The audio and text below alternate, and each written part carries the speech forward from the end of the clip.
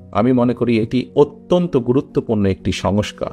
এটি আমাদের রাজনৈতিক দলগুলো, যারা আমরা জনগণের রায় চাই, 20 কোটি মানুষ যদি আমরা ধরে নিই, 20 কোটি মানুষের প্রতিদিনের ব্যবহার্য পানি, কি পরিমাণ পানি প্রয়োজন হয়, পিওর পানি কি আমরা সরবরাহ করতে সক্ষম হচ্ছি? আমরা হয়তো হচ্ছি না। তাহলে এই 20 কোটি মানুষকে কিভাবে আমরা পিওর পানি আমরা তাদেরকে সরবরাহ করতে পারি? এটি কি একটি সংস্কার প্রস্তাব হতে পারে না? অবশ্যই এটি হতে পারে। আমরা কি চিন্তা করে দেখেছি সারা বিশ্বে কিন্তু এখন পানি এবং পানির সাথে একই সাথে জ্বালানি, সেটি জ্বালানি বিভিন্নভাবেই হতে পারে, পেট্রোলিয়াম হতে পারে, গ্যাস হতে পারে, জ্বালানি একটি ক্রাইসিস আস্তে আস্তে তৈরি হচ্ছে সমগ্র পৃথিবীতে। 20 কোটি মানুষের জ্বালানি ব্যবস্থা কি হবে, কি হতে পারে, কিভাবে আমরা জ্বালানি কমফোর্ট দিতে পারি মানুষকে, সেটিও তো সংস্কার প্রস্তাব আমি মনে করি। এবং সে ব্যাপারেও আমাদের চিন্তা পরিকল্পনা জাতির সামনে উপস্থাপন করা উচিত। আসুন জনগণের এই বিষয়গুলোর ব্যাপারেও আমরা চিন্তা করি, কথা বলি।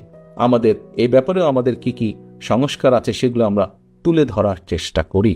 আমরা বাস্তবধর্মী সমালোচনা অবশ্যই করব একজন আরেকজনের, কিন্তু সমালোচনা করতে গিয়ে এমন পরিস্থিতিতে যাতে আমরা এসে না দাঁড়াই যেখানে আমরা জনগণের এই ইস্যুগুলোকে, দেশের এই ইস্যুগুলোকে আমরা অ্যাড্রেস করতে ভুলে যাব। আমাদের কাছে অন্য কিছু মুখ্য হয়ে যাবে, এগুলো গৌণ হয়ে যাবে। এটি যদি হয় তাহলে এই দেশের সম্ভাবনা সব শেষ হয়ে যাবে, নষ্ট হয়ে যেতে পারে।